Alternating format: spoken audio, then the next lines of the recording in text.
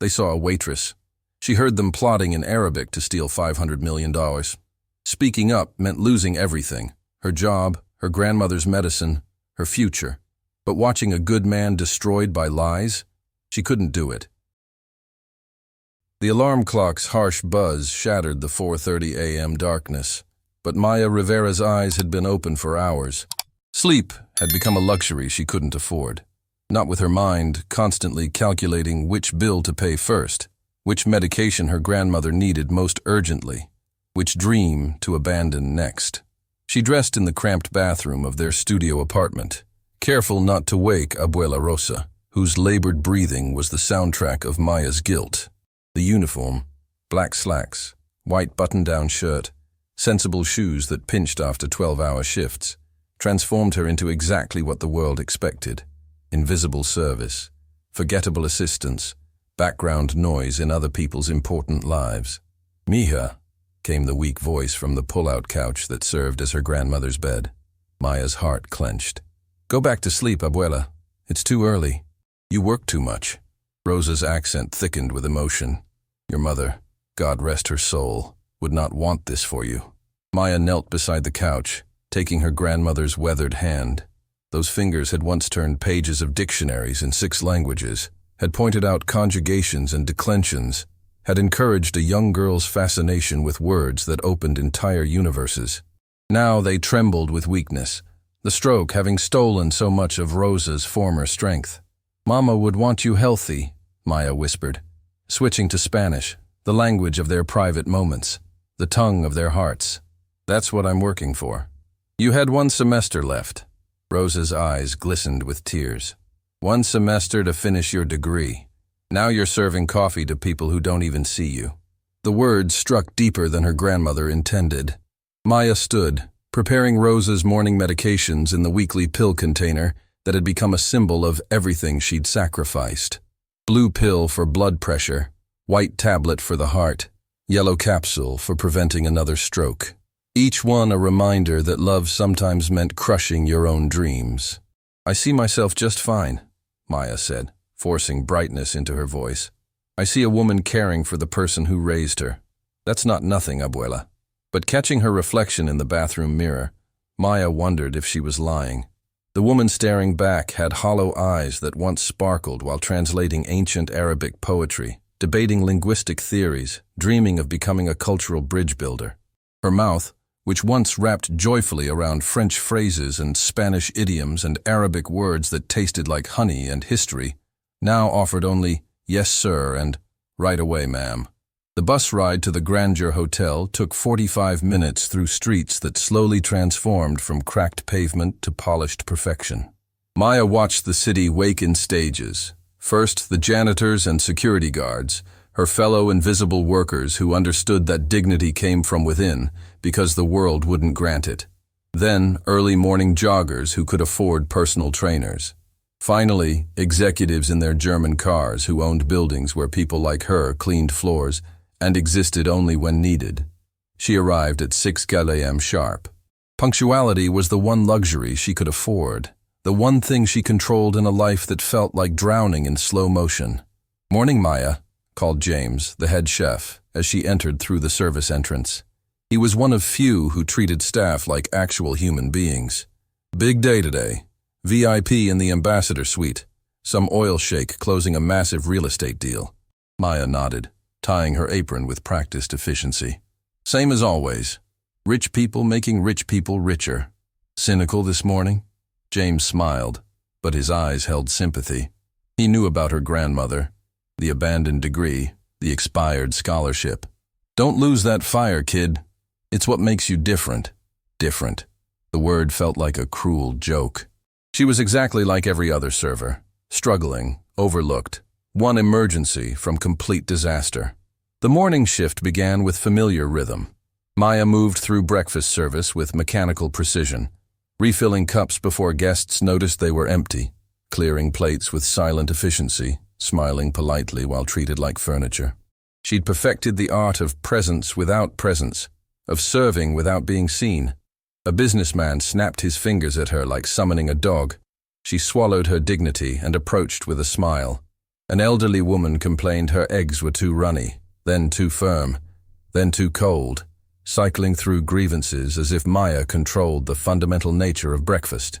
A young couple discussed European vacation plans, debating between Santorini and the Amalfi Coast, spending more on indecision than Maya earned in 3 months. She existed in their world, but not of it. At 10:30 a.m., her manager Margaret pulled her aside with her perpetually pinched expression. "The VIP lunch meeting is in the Sapphire Room at 1 p.m., Margaret announced, consulting her tablet. "You'll be primary service. I'm choosing you because you keep your mouth shut and don't ask questions." Maya swallowed the insult disguised as praise. "Understood. This is important, Maya. The Sheikh is considering a $500 million investment in our property development. The owner himself will attend." Margaret's voice dropped. "Do not embarrass me. Do not speak unless spoken to. Do not make eye contact unnecessarily. Be invisible, but attentive, understand?" "I excel at invisible," Maya replied, her bitterness apparently too subtle for Margaret to detect. As she prepared the Sapphire Room, polishing spotless silverware, arranging flowers that cost more than her monthly rent, setting crystal glasses worth more than her education debt, Maya's mind wandered to the thesis she'd never finished. Linguistic bridges. How Arabic shaped medieval Spanish literature. Professor Harrison had called it brilliant, groundbreaking. He'd written recommendation letters, promising a future full of possibilities, conferences, research positions, a life doing what she loved. That was before her father's insurance lapsed, before the cancer diagnosis came too late, before her grandmother's grief manifested in a massive stroke, before Maya had to choose between her degree and keeping her only family alive. Some choices aren't really choices. They're just different ways of losing. At 12:45 p.m., the room filled with people whose shoes cost more than Maya's debt. She recognized the type. Smooth lawyers, with rehearsed smiles, slick consultants who'd mastered saying nothing with many words, men who weaponized charm and hid predatory instincts behind expensive cologne. They moved with casual ownership of space, spoke with confidence of people who'd never doubted their right to be heard. Maya watched them, invisible in her uniform, wondering what it felt like to navigate the world with such certainty. And then he entered, and the room's energy shifted. Sheikh Khalid al-Rashid didn't walk into the room. He commanded it simply by existing. At 50, he carried himself with bearing earned rather than inherited, though Maya suspected he'd done both. His tailored suit was impeccable but understated, speaking of wealth that didn't shout. But his eyes caught Maya's attention. Dark, intelligent, carrying a weight of sorrow she recognized intimately because she saw it in her own mirror each morning. He moved with careful deliberation, as if the world had taught him that trusting too quickly was dangerous. When he settled into his chair, Maya noticed his fingers trembled slightly before he controlled them, pressing them flat against the table. A man holding himself together through sheer will. She knew that tremor. She felt it every morning counting out her grandmother's medications. "Coffee, sir?" she asked in her practiced service voice. Pleasant, neutral, forgettable. He looked up, and for the briefest moment, actually saw her. Not through her, not past her, but at her. His lips curved in a small, genuine smile that reached his eyes and created tiny lines at the corners, the kind from years of authentic emotion, not practiced business expressions. "Please. Black, if you would." He paused. "Thank you." The gratitude surprised her. Most guests demanded service like oxygen, something appearing without human effort. His English carried a refined British accent, Oxford or Cambridge, years of elite education. But underneath, Maya detected subtle rhythms of Arabic shaping his vowels, the particular cadence marking him as Gulf region, probably Emirati or Kuwaiti based on intonation patterns she'd studied for years. As she poured, her linguistic training kicked in unbidden, categorizing and analyzing. It was like a phantom limb. This part of her brain refused amputation, kept reaching for something no longer there. The American businessmen arrived next, all aggressive confidence and practiced charm. Richard Morrison looked assembled in a laboratory to create successful entrepreneur. Perfect veneered teeth, salon tan, handshake lasting 3 seconds too long and squeezing too hard. His smile never reached his eyes. Sheikh al-Rashid. Morrison's voice boomed with false familiarity. So glad we're finally making this happen. This partnership will be legendary. We're revolutionizing luxury hospitality in 3 countries.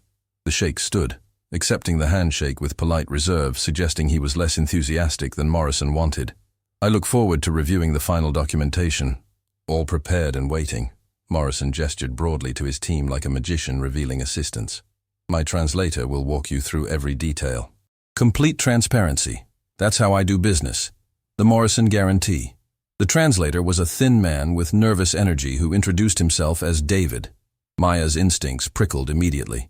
She'd spent years studying with native speakers, immersed in classical and colloquial Arabic, learned to distinguish someone who knew a language from someone who'd memorized phrases.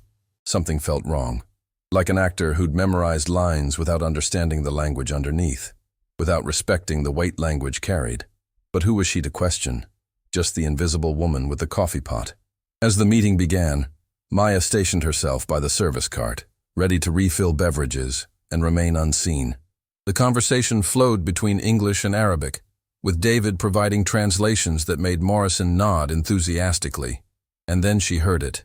Morrison's assistant, a man in an expensive suit carrying himself with barely concealed arrogance, spoke quietly to another team member in Arabic, assuming only people on their payroll understood. التأكد من أن الأرقام في النسخة الإنجليزية تطابق القصة. الشيخ لن يكتشف التناقضات. Make sure the numbers in the English version match the story. The Sheikh won't catch the discrepancies. Maya's hand froze mid-pour. The coffee cup began overflowing, hot liquid spreading across the white tablecloth like spilled ink, like evidence of a crime only she could see. Oh my God, I'm so sorry. She grabbed a napkin, heart hammering. Had she heard correctly? Had they just admitted to fraud in a language they assumed no one else understood? It's fine, the Sheikh said gently, moving his documents from the spreading stain. No harm done. But as Maya cleaned her mess, hands shaking for entirely different reasons, she caught his eyes again. This time she saw something that made her stomach drop. Trust. This man, who had every reason to be cautious given his wealth and status, was choosing to believe the people across the table, and they were preparing to rob him of $500 million. As she retreated to the cart, Maya's mind raced. Should she tell someone? Margaret would fire her for interrupting. Security would laugh at a waitress claiming to understand Arabic. The Sheikh would probably think she was angling for something, and she had Abuela Rosa to consider. Making waves meant losing this job. Losing this job meant no medication, no physical therapy, no rent. She was trapped between impossible choices, her integrity and her grandmother's survival. The meeting continued. Documents spread across the table. David began his orchestrated deception. Maya listened, face professionally neutral while her insides churned with horror. Every translation was subtly wrong, every number slightly altered, every clause twisted just enough to change everything. And Sheikh Khalid al-Rashid, a good man who'd already endured losses Maya could only imagine, smiled and nodded, trusting the world wouldn't hurt him again. Maya gripped the coffee pot until her knuckles whitened. Her grandmother's voice echoed, "Mija, your gift with languages isn't just for you. It's for building bridges, for protecting truth." But truth came with a price tag she couldn't afford. The question was, could she afford to stay silent? Maya retreated to her position by the service cart, but her hands wouldn't stop trembling. She pressed them against her apron, trying to steady herself, trying to appear as invisible as Margaret had commanded. But inside, her mind was screaming with the weight of what she'd just discovered. The meeting continued as if nothing had happened, as if she hadn't just heard Morrison's team openly discussing fraud in a language they thought no one else understood. As if $500 million wasn't about to be stolen from a man whose only crime was choosing to trust people who didn't deserve it. She refilled water glasses with mechanical precision, her server's training keeping her body moving, even while her thoughts raced in desperate circles. Should she speak up? How could she speak up? What if she was wrong? What if she'd somehow misunderstood, despite years of study? But she knew she hadn't misunderstood. Years of studying Arabic at university level didn't disappear just because she'd been forced to abandon her degree one semester before completion. The language was carved into her brain, woven into her identity in ways her server's uniform could never erase. David, the supposed translator, was explaining something about projected revenue streams. His Arabic sounded technically correct to the untrained ear, but Maya caught the subtle mispronunciations, the grammatical structures that betrayed his limited understanding. He was reading from a script, not translating in real time. "As you can see, Your Excellency," Morrison said, gesturing to spreadsheets that looked impressively official, "the returns on your investment will be substantial. We're projecting 28% annual growth over 5 years. David translated this into Arabic, but Maya's breath caught. He'd changed the number. In Arabic, he'd said 18%, not 28. She glanced at Sheikh al-Rashid. He was nodding, his face thoughtful but trusting. He was reviewing the English documents while listening to David's Arabic translation, assuming both said the same thing. They didn't. Maya's hands gripped the water pitcher so tightly she worried it might shatter. This wasn't just suspicious anymore. This was systematic fraud unfolding in front of her eyes, and only she knew. "And the property valuations?" the Sheikh asked in English, his accent making the words sound more formal, more careful. "All independently verified," Morrison said smoothly, sliding another document across the table. "We use 3 separate firms to ensure complete accuracy." David translated this, but again, Maya heard the subtle shift. In Arabic, he said, "verified by our approved partners," instead of independently verified. The meaning was completely different. One suggested objectivity, the other suggested collusion. Maya felt sick. This wasn't a simple mistake or miscommunication. This was deliberate, calculated theft, disguised as a business deal. She moved around the table to clear empty coffee cups, using the opportunity to glance at the documents spread before the Sheikh. Her training kicked in automatically, her eyes scanning the Arabic text even as her hands performed their menial tasks. It was instinct now, this ability to process written Arabic as naturally as breathing. The numbers didn't match. The Arabic version promised returns half of what the English version claimed. The timeline was drastically different too. The Arabic suggested a 10-year investment period, while the English said 5 years, effectively halving the annual returns. Even the property locations were subtly altered in translation, swapping prime beachfront sites for less valuable inland parcels. How had they thought they'd get away with this level of deception? Then Maya understood with sickening clarity. They'd assumed the Sheikh would sign based on David's smooth translations and Morrison's verbal assurances, trusting the relationship being built. They'd assumed he wouldn't have the documents thoroughly reviewed by independent translators until after the contracts were signed and notarized. By then, they'd claim any discrepancies were unfortunate translation errors or frustrating version control issues, and the Sheikh would be legally bound to terms he'd never actually agreed to, trapped in litigation that could take years to resolve. It was brilliant in its calculated cruelty, and watching it unfold, Maya realized it was working perfectly. "I must say, Mr. Morrison," the Sheikh said, and there was warmth in his voice that made Maya's heart ache. "I appreciate your transparency. In my experience, American businessmen can be—" He paused, choosing his words carefully, less than forthcoming about risks. "Not the Morrison guarantee," Morrison said, his smile wide and false. "What you see is what you get. Complete honesty."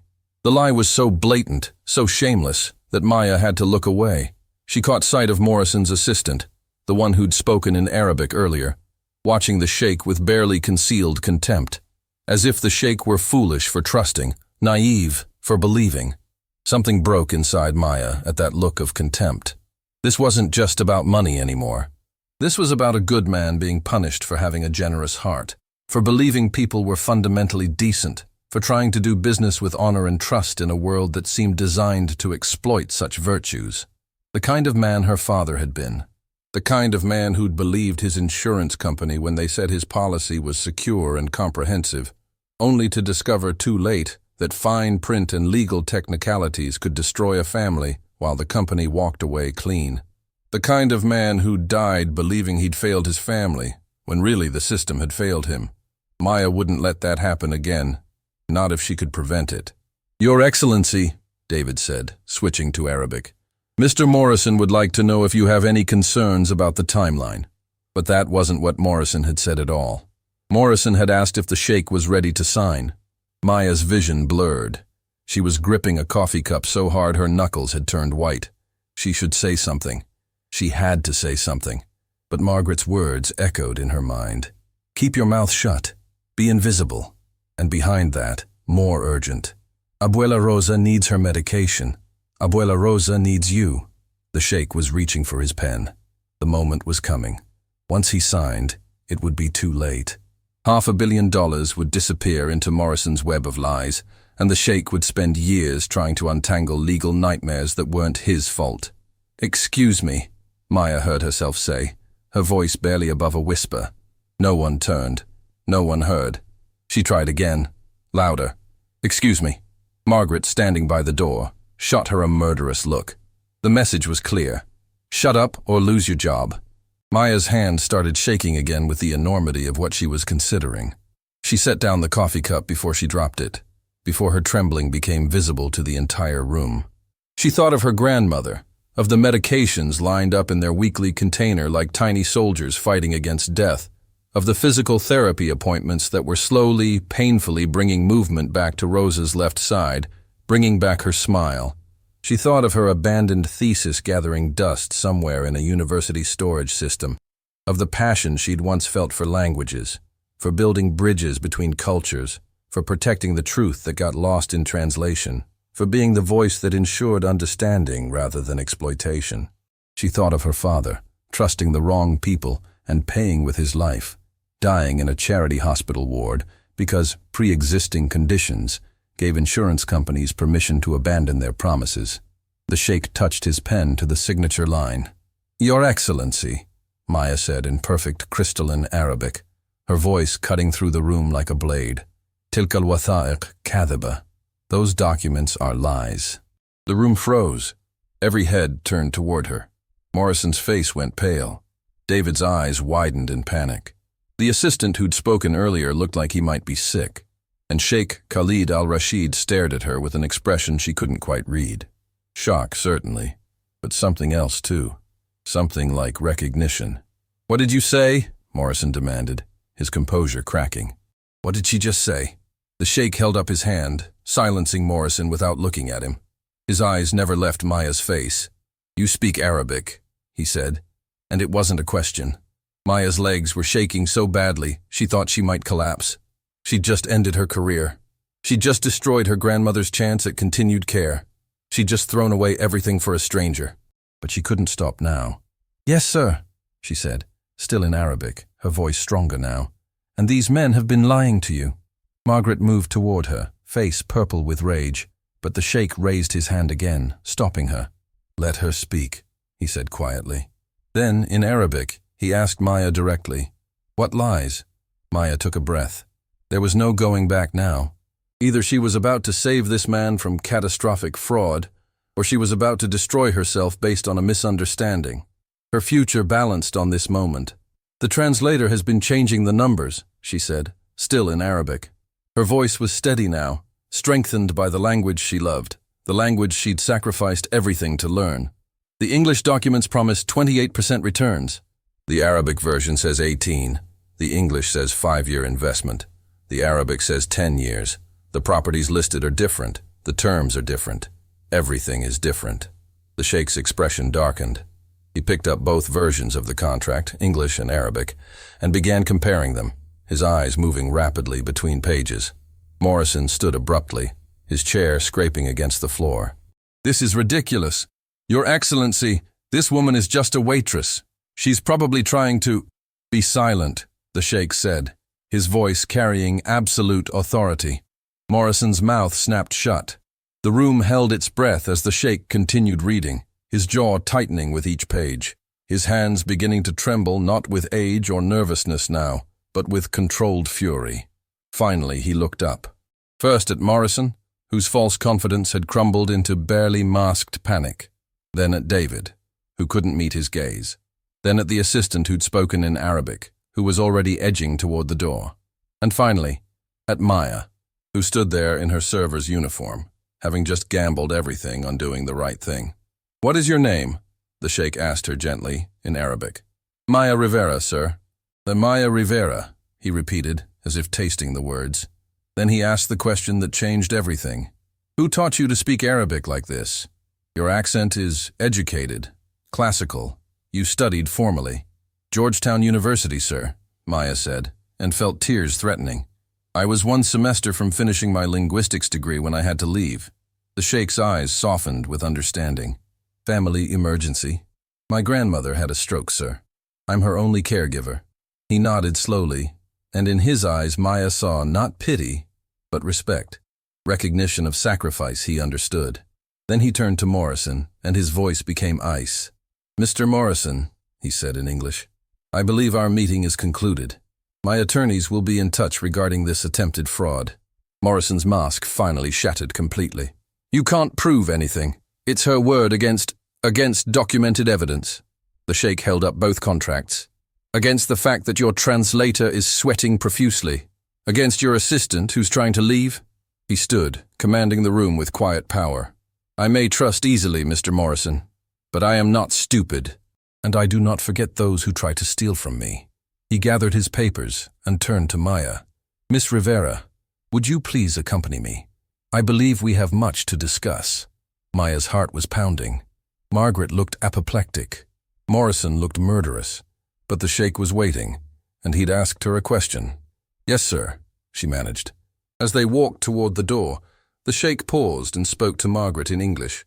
Your employee has more integrity than your entire establishment. I suggest you remember that. Then he placed a gentle hand on Maya's shoulder, not possessive, but protective, and guided her out of the room. Behind them, Maya heard Morrison's carefully constructed scam collapsing in angry voices and desperate excuses. Ahead of her lay unknown consequences. But for the first time in 3 years, Maya felt like herself again. The hotel corridor felt impossibly long. Maya's legs were shaking so badly she wasn't sure they'd carry her. But somehow, she kept walking beside Sheikh al-Rashid. His hand remained on her shoulder, not controlling but steadying, as if he understood that she was moments away from collapse. Behind them, the sapphire room had erupted into chaos.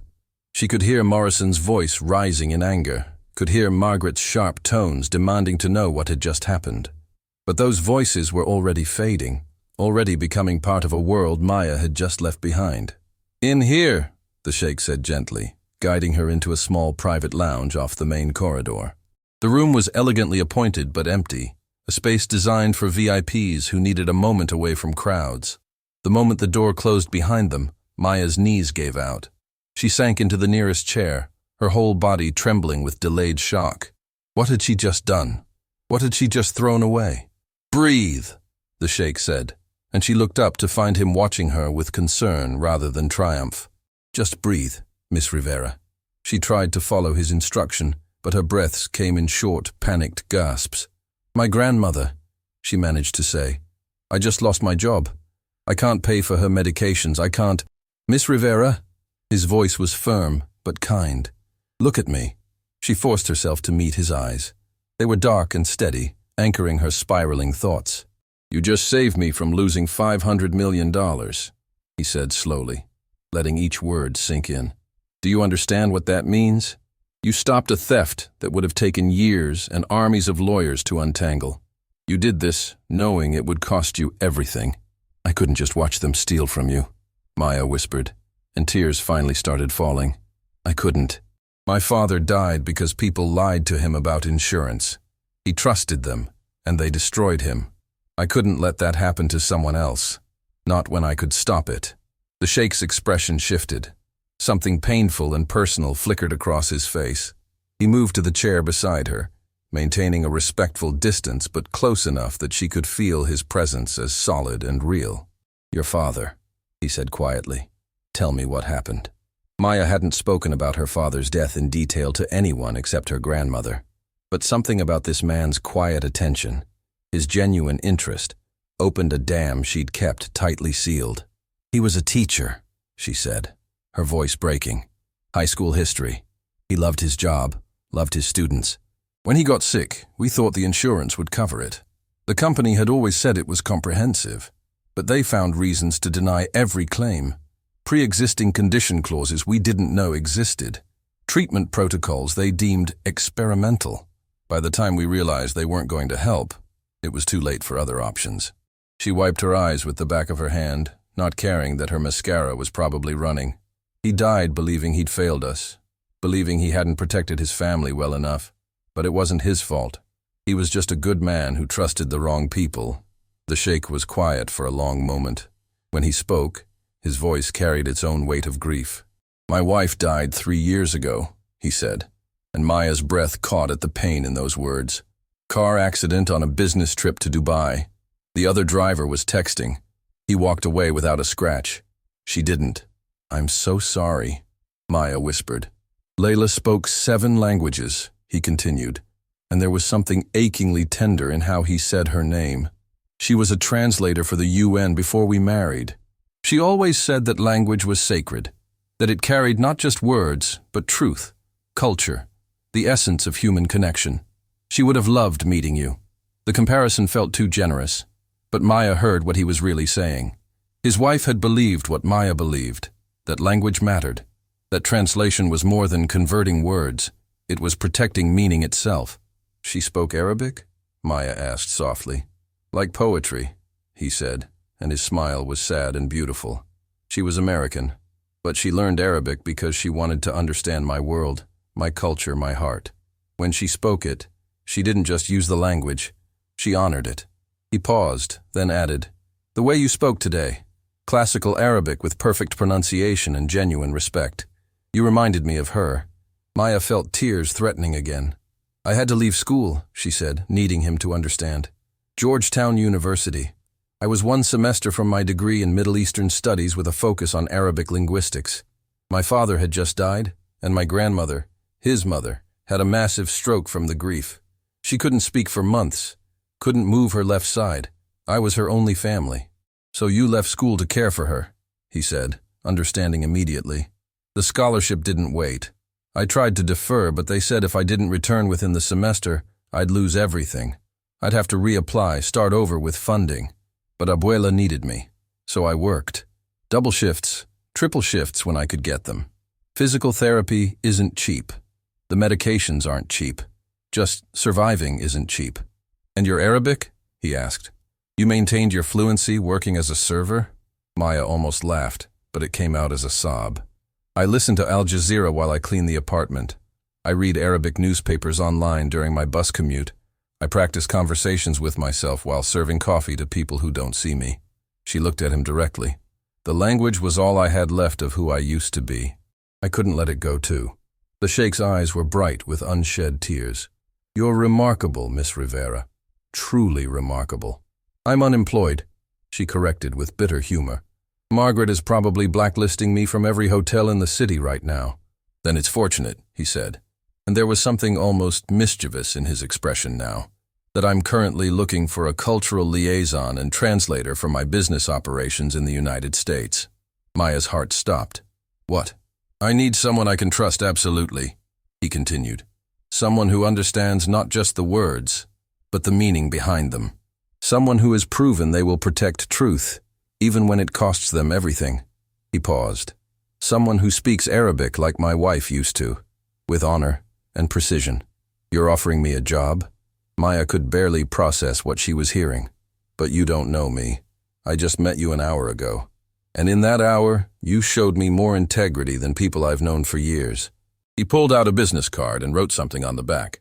"This is my personal assistant's number. Call her this afternoon. We'll discuss details. Salary, benefits, insurance for your grandmother's care." "Insurance?" Maya's voice cracked.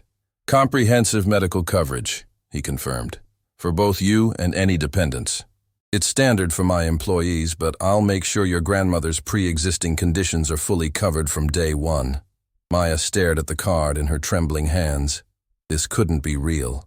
Things like this didn't happen to people like her. "Why?" she whispered.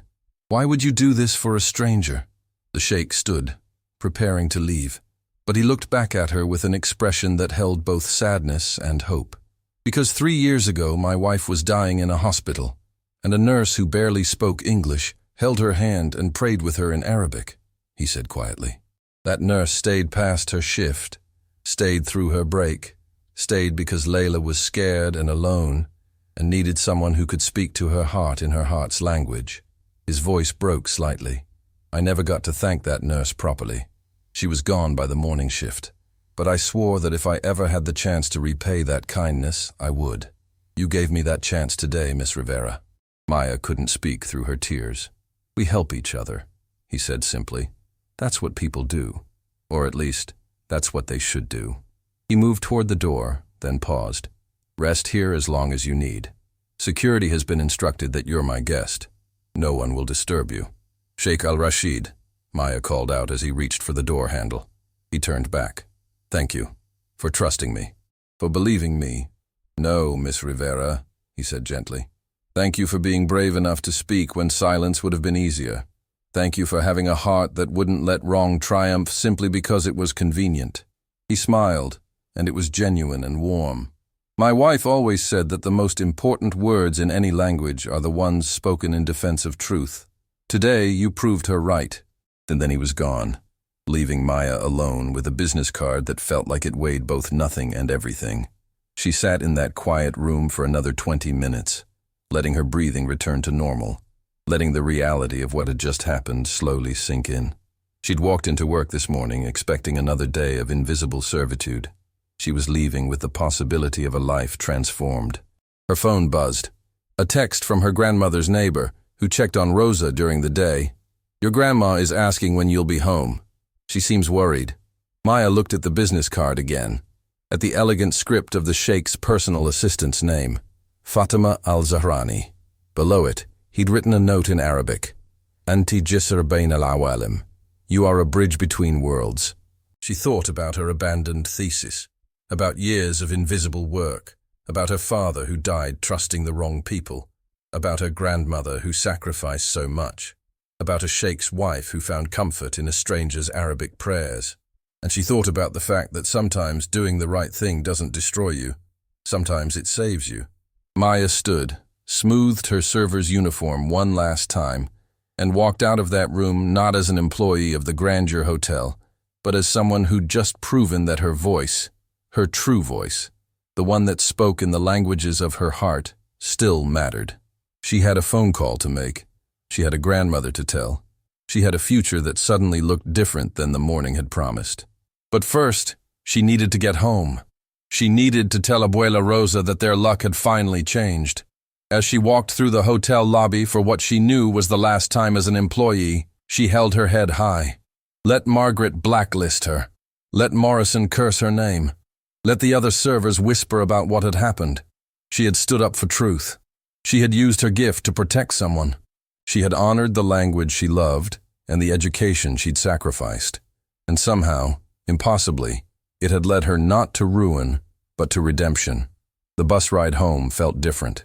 The same cracked streets, the same worn seats, but Maya saw them through new eyes, eyes that had remembered what it felt like to be seen, to be valued, to matter.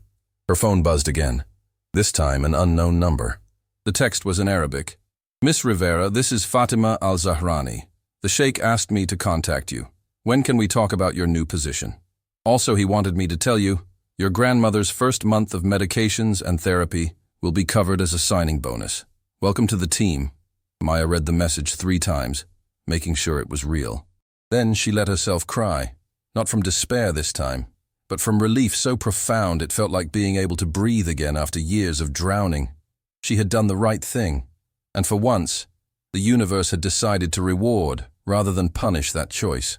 The key turned in the lock of their studio apartment with the same metallic click it always made, but Maya felt like she was entering a different world.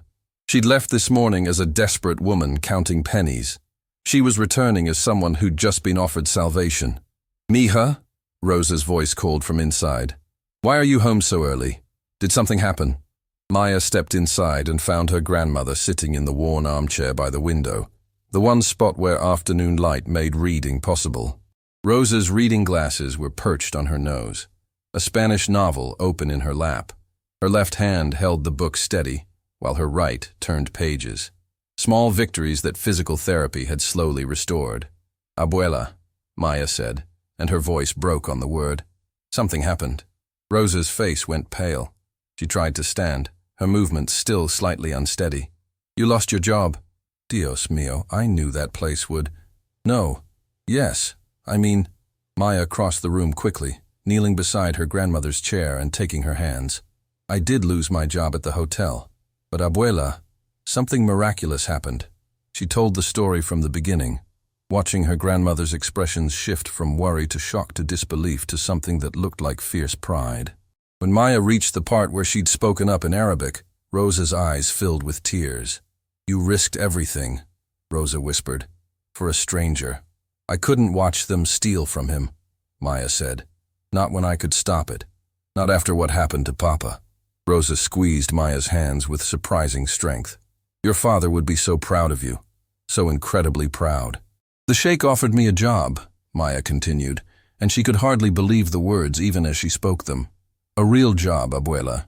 Using my Arabic, cultural liaison and translator for his business operations, with salary and benefits and," her voice cracked, "comprehensive medical insurance. For both of us. Your medications, your therapy, everything covered." The silence that followed was profound. Rosa stared at her granddaughter as if seeing her for the first time, or perhaps seeing her clearly for the first time in 3 years.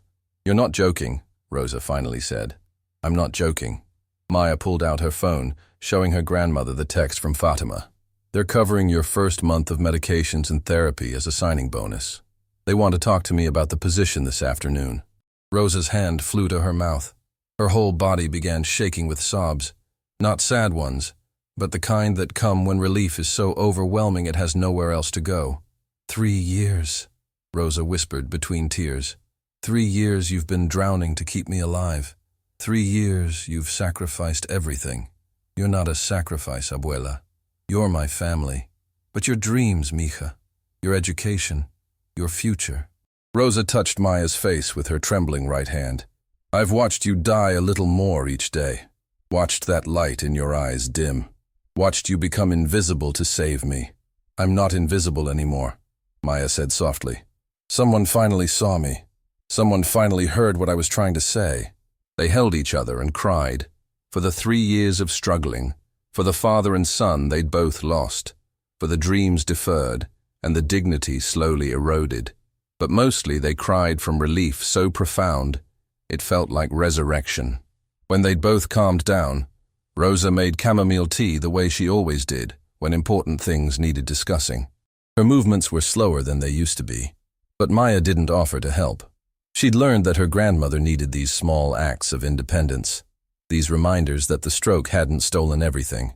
"Tell me about this sheikh," Rosa said, setting 2 chipped mugs on their small table, the same mugs they'd used for years, witnesses to countless conversations about struggles and small victories. "What kind of man offers a job to someone he just met? In my experience, men with that kind of wealth don't give without expecting something in return." Maya thought carefully about how to answer. "The kind who lost his wife and understands what grief does to a person's soul. The kind who values integrity more than credentials or connections. The kind whose wife spoke 7 languages and loved Arabic the way I do, with reverence and passion. He saw in me something that reminded him of her. Not romantically," she added quickly, seeing her grandmother's expression, "but in how I approach language as something sacred, something worth protecting. He's lonely," Rosa observed with the wisdom of 75 years and a lifetime of reading people. "He's healing," Maya corrected gently. "Like we are. Like anyone who's lost someone they built their life around." Rosa studied her granddaughter over the rim of her mug. "And this job? It's legitimate? Not charity disguised as employment?" "He needs a translator he can trust absolutely," Maya explained. After what happened today, after those men tried to defraud him using language as a weapon, he understands the value of having someone who treats translation as sacred, someone who protects meaning, not just converts words." "Your thesis," Rosa said suddenly. "Linguistic bridges. You always said that translators were more than messengers. They were guardians of truth. And today I proved it," Maya said. "I used everything you and Papa and my professors taught me. I used my gift to protect someone. And somehow, instead of destroying me, it saved me." The phone rang. Maya's heart jumped. She looked at the screen, the number Fatima had texted from. "This is it," she whispered to her grandmother. "This is the call that changes everything." Rosa squeezed her hand. "Then answer it, mija. Answer it and step into the life you were always meant to have. Maya took a breath and answered. "Hello? Miss Rivera," a woman's voice, warm and professional, speaking English with a slight British accent. "This is Fatima Al-Zarani, the Sheikh's personal assistant. Is now a good time to discuss your position?" "Yes," Maya said, her voice stronger than she felt. "Yes, this is perfect timing." For the next 45 minutes, they talked details. The salary made Maya's eyes water. It was more than triple what she'd been making at the hotel. The benefits were comprehensive. Health insurance with no deductibles for pre-existing conditions, dental, vision, retirement contributions, professional development budget. "The Sheikh wants you to finish your degree," Fatima said. "Georgetown has agreed to reinstate your scholarship if you return part-time. We'll work around your class schedule." He arranged that? Maya could barely breathe. "How?" "His foundation funds several scholarships there," Fatima explained. "He made a phone call. They were eager to welcome back such a promising student, especially one with practical experience now." Maya had to put the phone on mute for a moment to compose herself. Rosa was crying again, proud tears streaming down her weathered face. "Your official title will be Senior Cultural Liaison and Arabic Language Specialist," Fatima continued. "You'll work directly with the Sheikh on all Arabic documentation, attend business meetings requiring translation, and help develop cultural sensitivity training for his American operations. The position starts next Monday, if that works for you." "Next Monday," Maya repeated numbly. "That's 4 days from now." "Too soon?" Fatima asked with concern. "We can push it back if you need time." "No," Maya said quickly. "No, Monday is perfect. Monday is wonderful." They discussed logistics, office location, work hours, dress code, technology needs. It all felt surreal, like she was discussing someone else's life, someone successful, someone valued. "One more thing," Fatima said as the call was winding down. "The Sheikh asked me to tell you something in Arabic. He said you'd understand the significance." She paused, then spoke in beautiful, flowing Arabic. "اللغة ليست مجرد كلمات. إنها جسر بين القلوب." Language is not just words. It is a bridge between hearts. Maya's throat tightened. "That's from my thesis," the opening line. "He had his assistant in Dubai pull your academic records," Fatima explained. "He read everything you'd written. He said your work on linguistic preservation and cultural translation was exactly the perspective he needed. You weren't just qualified, Miss Rivera, you were perfect." After the call ended, Maya sat in stunned silence. Her grandmother watched her with a mixture of joy and concern. "What is it, Mija?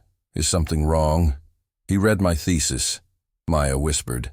"A sheikh worth billions read my incomplete undergraduate thesis and called it perfect." "Because it is perfect," Rosa said firmly.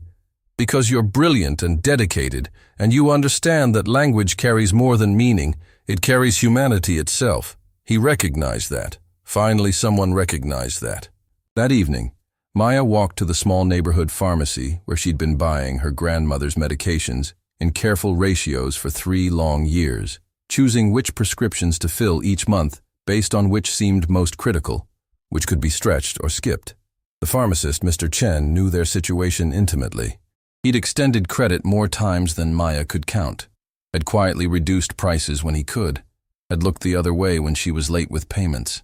He'd watched her struggle with a kindness that never felt like pity. "Mr. Chen," Maya said, approaching the counter with something she hadn't felt in years, confidence mixed with profound gratitude. "I need to settle my account. All of it." He looked up from his computer, surprise evident on his weathered face. "Maya, that's over $3,000 of back payments. I wasn't pressuring you." "I know." She handed him a check, an advance Fatima had arranged, deposited directly into her account that afternoon in a transaction that still felt like a dream. "This covers everything, plus next month's prescriptions. All of them, full dosages. No more choosing." Mr. Chen looked at the check, then at Maya. "Did you win the lottery?" "Something like that," Maya said, smiling through tears. "I used my voice and someone actually listened." Walking home with bags full of medications, every single one her grandmother needed. No more impossible choices, no more rationing pills. Maya felt something she'd almost forgotten existed. Hope. But it was more than hope. It was validation. It was the universe finally saying, "Your gifts matter. Your education wasn't wasted. Your sacrifice wasn't meaningless. That night, as Maya helped her grandmother prepare for bed, Rosa held her hand tightly. "Your father is watching," Rosa whispered. "Wherever he is, he's watching, and he's so proud of you, mija.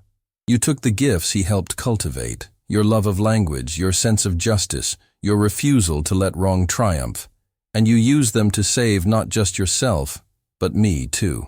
We saved each other," Maya corrected softly. "You gave me reason to fight. I gave you reason to heal. That's what family does." "And now?" Rosa asked. "What comes next for my brilliant granddaughter?"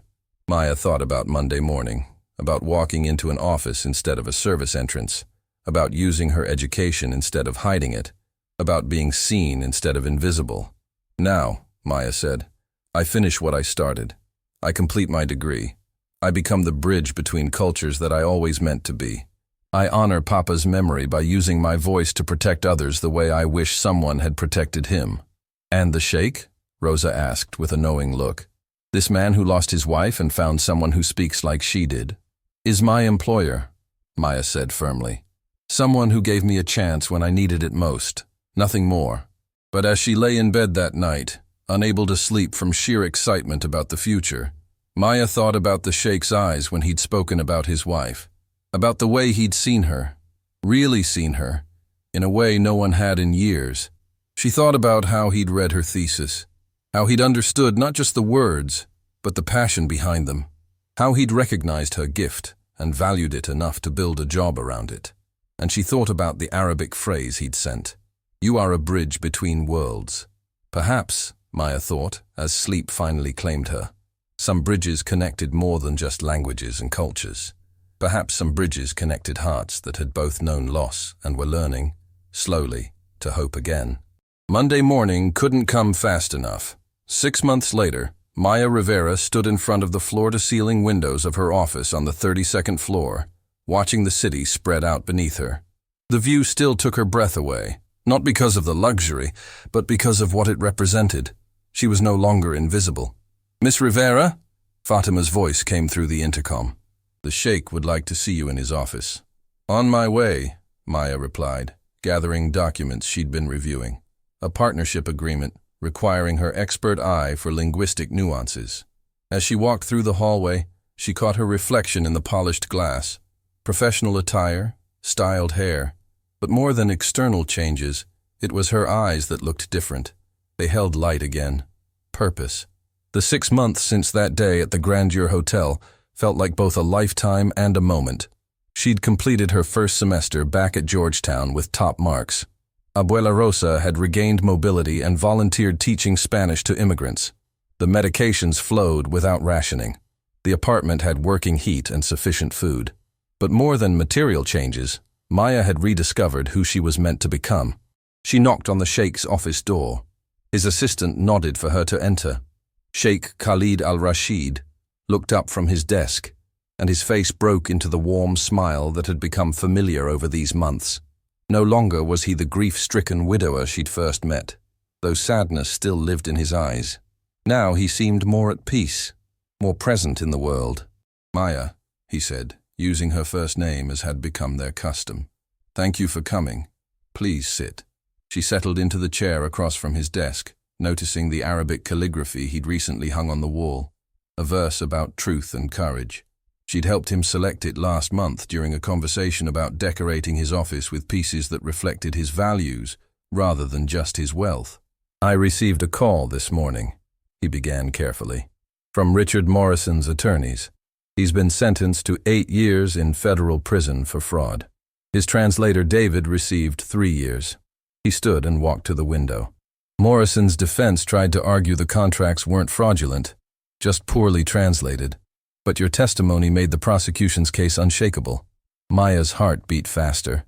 The jury heard a young woman who'd sacrificed everything explain with clarity how language had been weaponized. "They believed you because you believed in truth's sanctity." He paused. Morrison told his lawyers the only reason he got caught was underestimating a waitress. He'd never considered that someone serving coffee might speak perfect Arabic. He saw what he expected to see. Maya said softly, "Not a person." "Precisely." That blindness cost him everything. But it taught me something invaluable. He leaned forward. The people we overlook, the voices we ignore, those are often exactly what we need most. There was something in his tone that suggested he wasn't just talking about that day at the hotel anymore. Maya, he said, and now his voice carried emotion he wasn't quite hiding. These 6 months working with you have been extraordinary. Your linguistic expertise is impeccable, but it's more than that. You approach every translation, every cultural consultation, with the same integrity you showed that day. You protect meaning. You honor bridges between cultures. You understand that getting translation right isn't just about accuracy. It's about preserving trust, protecting relationships, ensuring that understanding rather than misunderstanding flows between people. You gave me the opportunity to do what I was meant to do, Maya said, her throat tight with emotion. You saw me when I'd become invisible even to myself. No, he said firmly, his eyes holding hers with intensity. You were never invisible. You were simply surrounded by people who refused to see, who chose not to notice the gifts right in front of them. But you kept those gifts alive anyway. You maintained your Arabic despite having no professional use for it. You held onto your integrity despite every incentive to let it go for survival's sake. You remained yourself even when the world tried to make you disappear.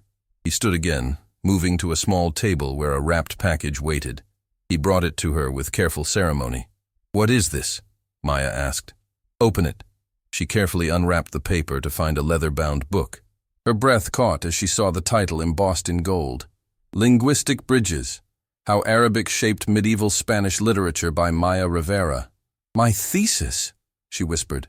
But I never finished. You finished it last month, he said gently. Your final paper for Professor Harrison's seminar. He sent it to me, with your permission, which you granted without realizing what I intended to do with it. I had it compiled with your previous work and bound. He paused. It's been submitted to the Journal of Arabic Linguistic Studies. They've accepted it for publication.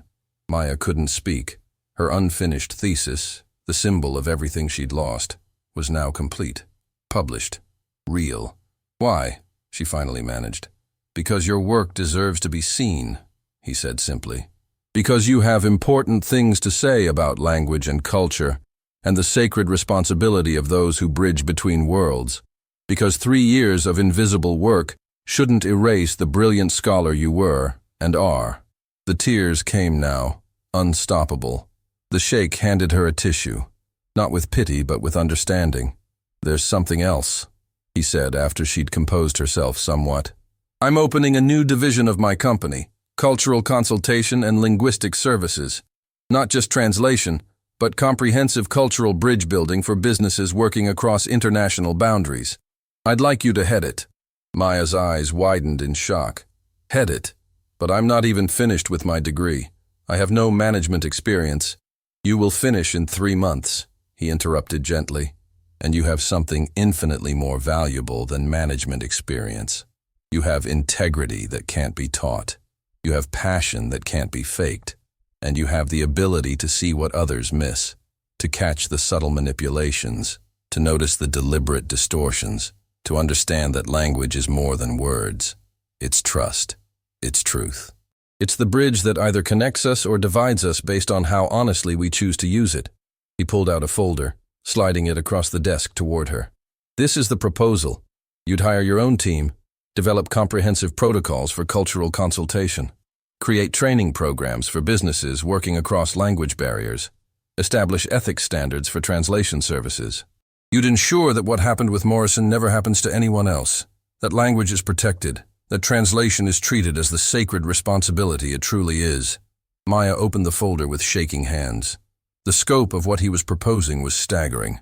This wasn't just a job. It was the realization of everything her thesis had argued for, everything she'd dreamed of creating. Why me? She asked again, needing to understand. The sheikh sat back in his chair, and for a moment, the professional mask fell away completely, revealing the man beneath, wounded but healing, lonely but learning to hope again. 6 months ago, a woman I'd never met risked everything to protect a stranger, he said quietly. She didn't know if I'd believe her. She didn't know if speaking up would cost her everything or save me. But she spoke anyway. because staying silent would have made her complicit in a lie. He paused, his voice thick with emotion. That woman reminded me that there are still people in this world who value truth more than safety, who choose integrity even when it costs them everything. You would have done the same, Maya said softly. Would I? He smiled sadly. I'm not sure.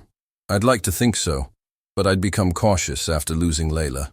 Afraid to trust, afraid to believe people could be good. You reminded me that they can be. You reminded me that courage sometimes looks like a waitress with a coffee pot, speaking truth in a language she wasn't supposed to know. The silence that followed was comfortable, weighted with shared understanding. Two people who'd both lost, both struggled, both learned that sometimes the worst moments could become doorways to something better. My wife used to say something, the Sheikh said finally. She said that the most important thing anyone could do with their gifts was to use them to protect those who couldn't protect themselves, to be a voice for truth when lies were easier, to stand in the gap between what is and what should be. She sounds like she was an extraordinary person, Maya said. She was, he agreed, and she would have loved you. Not because you speak Arabic like she did, though that would have delighted her, but because you live your life according to the same principles she held sacred. You are the kind of person she believed could change the world, one truthful word at a time. Maya looked at the proposal again, at the scope of what he was offering. Then she looked at him, this man who'd lost his love and found a way to honor her memory by believing in others, by seeing beyond surfaces, by rewarding integrity even when it came from unexpected places. I'll do it, she said. Not because of the position or the opportunity, though I'm grateful beyond words, but because I want to honor what you and your wife believed in. I want to protect language the way it should be protected. I want to ensure that people like Morrison never again use translation as a weapon. The Sheikh's smile was genuine and warm. Then we'll change it together. We'll build something that proves language can be a bridge instead of a barrier, truth instead of a tool for deception. That evening, Maya came home to find her grandmother preparing dinner. The same studio apartment, because leaving felt like abandoning who they'd been. You're glowing, Rosa observed. Something happened today. Maya told her everything. Rosa listened with tears streaming. Your father always said you were meant for important things, Rosa whispered. That your gift wasn't just for you. It was for protecting others. I wish he could see this, Maya said. He can, Rosa said firmly. He sees his daughter using everything he taught her about justice and courage. He sees you living with purpose, meaning, using your gifts to make the world more honest. That night, Maya sat by the window and watched the city lights. She thought about the invisible woman she'd been, desperate, overlooked, disappearing. She thought about choosing to speak, despite the cost. She texted the Sheikh, "Thank you for seeing me when I was invisible, for believing my voice mattered." His response came quickly. "Thank you for reminding me that trust is worth the risk, that people can be good. You didn't just save my investment, Maya. You saved my faith in humanity." Maya read the message 3 times, letting the words sink deep into her heart. Then she looked at her reflection in the dark window. The woman looking back was no longer invisible. She was seen, valued, heard. But more importantly, she could see herself clearly now, not as less than, not as background noise in someone else's story, but as someone whose gifts mattered deeply, whose voice deserved to be heard, whose choices had the power to change lives and restore faith. The journey from invisible waitress to leader of cultural consultation hadn't been easy or straightforward, but it had been authentic. It had been earned through sacrifice and courage, and it had taught her the most important lessons anyone could learn.